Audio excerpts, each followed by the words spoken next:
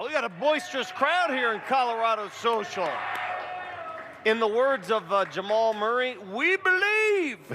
Down the stretch, Jamal Murray just clutch, right? That's what he does.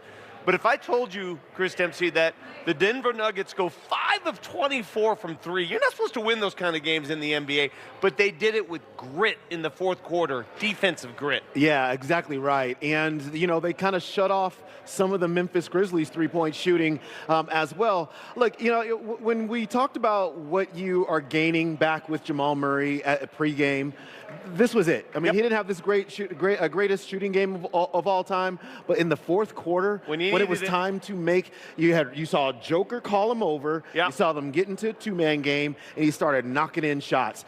And that is just a big-time addition to the Nuggets. They missed him. There are some losses earlier that they could have used him where they weren't executing late, but he looked the part in the fourth quarter. All right, we have a lot to talk about tonight, and we have a lot of autographed Nuggets hats to give away. Got a microphone right there for you to use when we come back. It's Nuggets post-game live. What a clutch win. Biggest win of the season in the biggest game of the season. Stay right there. 9, the final. There he is. His beautiful daughter. Mr. Triple-Double himself. Tonight, by the way, ensured the triple-double for the season. Yeah. Not just the game. Season. The season. Welcome to Nuggets Post-Game Live, everybody. Brought to you by your Colorado Toyota stores. Yeah. Got a happy crowd here. Chris Dempsey and Vic Lombardi. And I want to start with the most important, where the Nuggets stand. Yep. They now control their own fate for the race for the 4th playoff seed. If they win Sunday against Houston, they earn the 4th seed. Time to see what's at stake, presented by STK. Here are the updated standings. The Nuggets 49-32. Again, a win on Sunday not only gets them to 50, but nobody else can catch them that are sitting below. Thing is, Clippers are winning, Minnesota won, Golden State's winning, so the teams chasing are all doing their part, and the Lakers, by the way. I don't think you're catching the Lakers at this point because they're going to win tonight. Yeah, the 3 seed is not a thing for the Nuggets, but the 4 seed is. And, you know, look, today, if by chance, you know, one of those teams ends up losing, and the Clippers would be the closest to that right now, playing in Sacramento, then what the Nuggets would clinch tonight is assuredly a top 6 spot. And then obviously a Sunday you would play for something greater than just that. So, you know, the Nuggets did their part because I think, look, Sunday we'll just see what Houston puts on the court. They've not put their starters on the court in the last 2 games. Maybe they will for a fan appreciation night for a little bit on Sunday, but this was a massive win for the Nuggets, especially in these with the way the Western Conference is shaking out. Time to see who's all in, presented by Ball Corporation, aluminum all in, and Nikola Jokic does it again. His 3rd straight triple-double. Mind you, he finishes with 26, 11, and 16. I'm sorry, that's 26, 16, and 12. He assures himself of a triple-double average for the season. Chris, he didn't score his first point tonight until 4 minutes left in the half. Yeah, it's true. And, you know, there's a lot of, obviously, unselfishness in his game. The Nuggets and under interim coach David Adelman have openly talked about being a lot more balanced as an offensive team. And a lot of guys were taking shots early on, and none of those guys was Nikola Jokic. But once he started shooting, obviously, look, he shoots a high percentage. Give Memphis a little bit of credit here. They've got tall players in terms of Jaren Jackson Jr., Zach Edey, these kind of guys, but he made history tonight. Just a 3rd player in the history of the NBA to average a triple-double. Russell Westbrook was one of them. Oscar Robertson was the other. He's the first center to do this. Yep. I mean, that's an unbelievable feat. Yeah, it is. The first center in the history of the game. We can go on and on about players of the game and all that business, but here are my final thoughts presented by Jackson Family Wine. You can look at Aaron Gordon, 33 points, career high, 8 dunks. He was phenomenal. Yep. But this man, to me, was a huge impact tonight. Russell Westbrook, who's gotten his share of criticism, let's be honest. Yeah. But tonight, I think he served the perfect role. This is what they want out of Russ. energy and defense off the bench. And David Adelman said this. He said he would close the game tonight with the 5 players who are playing their best. And look at that. Look at the plays he made in the fourth quarter when they needed him most. Yeah, so he puts a lot of energy on the court always, but certainly tonight, and the Nuggets needed it. I think defensively, especially in that fourth quarter, they just got way more aggressive as a team. He led the charge there, blitzed the basketball a little bit more. Memphis spent 3 quarters dictating the tempo and dictating what was happening. In the fourth quarter, the Nuggets said, no. Defensively, we're going to tell you how this is going to go. Russell Westbrook was in the middle of all that, and he played great tonight. I love the redemptive story in sports, and Russ got some vindication tonight with the way he played. All right, Nuggets take care of business. We've got some hats to give away when we... Offensively, they got the clutch back, and he wears number 27. Yeah, there's no doubt about it. Everybody out here knows what the Nuggets have back in Jamal Murray. And look, this is always going to be a process. He had missed a bunch of time. He had a hamstring injury. It's not like you're doing a ton of conditioning when you have a bad hamstring. So he has to come back, play himself back into shape, knock the rust off. You kind of saw that occur in real time over the course of this basketball game.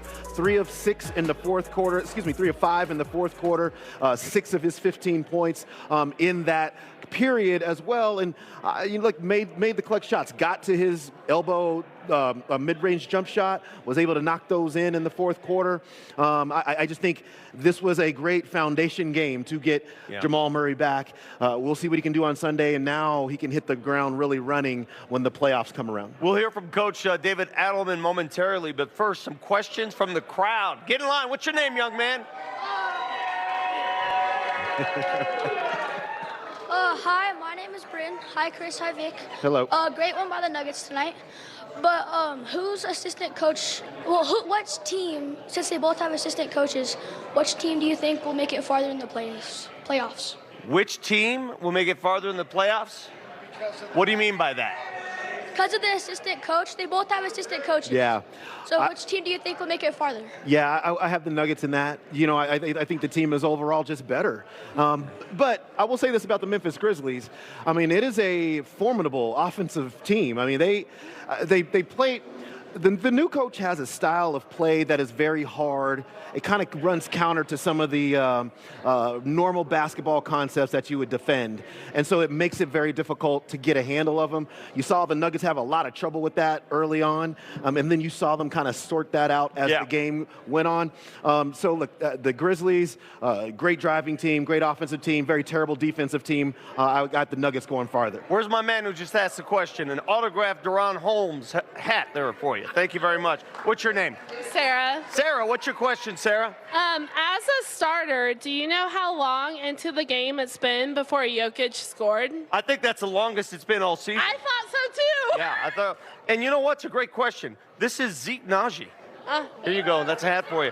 Do you remember that game a couple of years ago, maybe 4 years ago, where Joker did not attempt a shot? It was against Memphis, in Memphis, until the final minute. Do you remember that? I do remember It wasn't that crazy, but it took a while for him to get going tonight. Yeah, it did, and I just think that it's kind of the gift and the curse, right? So, Coach Adelman and the team, they want to have balanced scoring. They want to empower the players around Jokic to step into their shots, be aggressive very early. Now, when you have the most unselfish superstar in the league, how that can manifest itself is now Nikola Jokic doesn't take a shot until late in the second quarter. Right. So they're going to have to find the right balance there between being a balanced unit overall scoring and then also still having your lead player lead you on offense. One more question before we go to David Adelman. Sir, if we like the question, you get the hat. Go ahead. All right, my name's Will. What's up, Will? I was super thrilled when Russell Westbrook was signed on. And now I want to know what his role is going to be with the team now that we're where we are. You heard my comments earlier. This is his role. His role is energy. His role is to boost things off the bench. Fire. I think if you give him too many minutes, you diminish that role, right? But tonight, you saw what he can do. He closed the game. Yep. He closed over MPJ. Yep. They put defense. Here you go, my friend. Thank you, buddy. DeAndre Jordan. Thank you, guys. All right, thank you. More questions coming up a little bit later, but right now, let's go downstairs and hear from interim head coach David Adelman. What's up?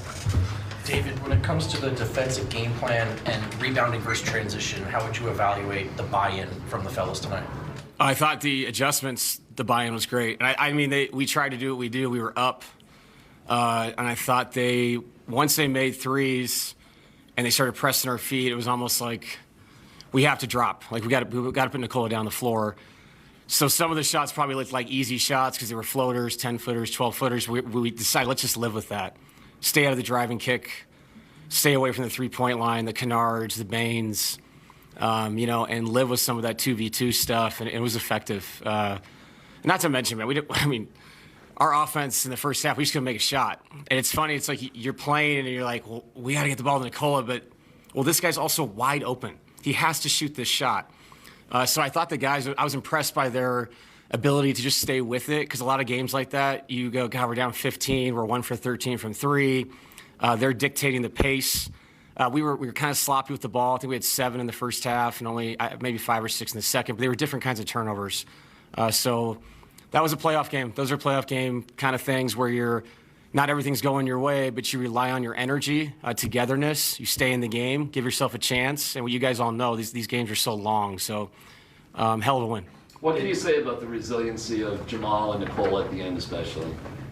Jamal, to come back, and you could tell he was exhausted. He hasn't played in a long time outside of small-sided games with our coaches. That's not this. That's not John Morant. That's not Jackson. It's a different kind of thing. And Jamal is so interesting. The harder it gets, the more tired he gets, the better he plays, as we all know. And to watch those guys play the two-man game at the end is, I don't know, I'd buy a ticket to watch that. It's beautiful. And they take their time. They take what's there. It's never forced. And the unselfishness of the other 3 guys just to get out of the way and stay flat and watch those guys play. It's been working for a long time. It's historically incredible to watch. And like I said, that was a playoff game. And those 2 guys, when it gets really intense, it seems like they breathe real easy. So it was fun to watch. So much about to say about this team. A 13-0 run late in the game to put this thing away. It seems like it says a lot about this team. Yeah, and 1 point given up in the last 6 minutes is absolutely incredible. So the 9-0 run to end it, and it looked like who we've been. We're a team that's won big games for a long time. We understand the DNA of that kind of game, and we have it. And those guys were just stayed with it. Like I said, so resilient. I've seen us win that game a lot. Just staying with it, getting stops. Eventually your offense will come around. I told them that in there. I'm never worried about that. We never have been worried about that. We're going to score. But once we found our defensive intensity, rhythm, you could see it change. And it started to change, I thought, at the end of the third quarter. So really proud of the guys. So much about that playoff environment is just stepping up and being able to do what's needed, even if it does get weird, even if the rhythm is off. What do you say about Aaron and Russ specifically and the way that they stepped up tonight? 2 vets. Been in this thing before, and I said it before the game. We're going to finish with the 5 guys that are playing well. Mistakenly, people said that I didn't play Russ in Sacramento. That wasn't the case. I played the 5 people I thought could win the game, and what do you know? Russ played pretty well tonight, so who finished the game? Russ. You got to do what you got to do to win games, and this is not about one individual person or trying to make a narrative about one person or this guy or that guy. That's not what this is. This is about just trying to win the game. And so really proud of Russ. And AG would just carried us throughout the night until Jamal and Nikola got going. Getting this, so much closer to a top 6 finish, that's obviously what the importance of this game was. So, what are some of the reaction to that? Just what this win means for you guys, heading into next week. Yeah, I thought that the last 2 games felt like a playoff game. And so you've already started your process of what you're trying to get to. And I think the prior 4 games, for whatever reason, there was some exhaustion with the season. And I think maybe putting ourselves in this position may have helped a little bit with the intensity of the last 2, because guys have completely emptied the tank in both games. And it was really cool to see because, as you know, when you get in those playoff games, you empty the tank every single night. Look, we're in this position, so we have to do it a little bit earlier. We're not OKC, Cleveland, Boston. We have to go. It's go time. So hopefully that prepares you for something special if we're lucky enough to get in. David, Nikola Jokic locking up a triple-double average for the season, just the 3rd player in NBA history to do that. What do you have to say about his season-long performance? If he doesn't win the MVP, it's the greatest season of all time not to win the MVP. Daniels. I think there's a chance that you guys are clinched by the end of tonight. If that's the case, does it change the way you approach Sunday, or is it win at all costs for seeding no matter what? Yeah, no, it's a good question. I went in there saying to the guys, like, let's keep the flow going with Houston. But if things work out our way the next 36 hours, you definitely have to have an intelligent conversation with medical, with the players, and as a staff, make a sound decision. And not to mention, the records are so close. There's no manipulation going on here. Like, I have no idea who's going to win tomorrow, who's going to win Sunday, playing at the same time, all that kind of stuff. So I think definitely a conversation if it does happen tonight. But I don't think you can dictate your matchup and all that right now. It's just so crazy with the records. One more.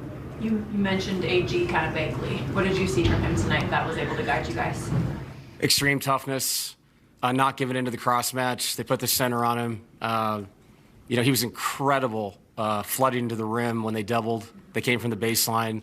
He absolutely physically owned their smalls that tried to take him out. And then just the overall, the rebound at the end just shows you where he's at mentally. AG's had calf issues all year. In the last 2 games, you've seen him catch lob dunks. That rebound was incredible from my angle. His head was above the box. It was incredible. And that shows you where his effort level is and how important this is to him. Thank you, David. Thank you, Yep. Coach. Thank you, Coach. Appreciate it. Thanks, guys. How about this? Former Nuggets coach George Karl giving David Adelman his blessing. Yeah. Like George Karl would have coached against his dad about the time when Rick Adelman was in the NBA as well. And so the coaching fraternity is, they all know each other. They know. Yeah, They know. Yeah, exactly right. They know Adelman's basketball putting mind. himself really and well. David Adelman has a great basketball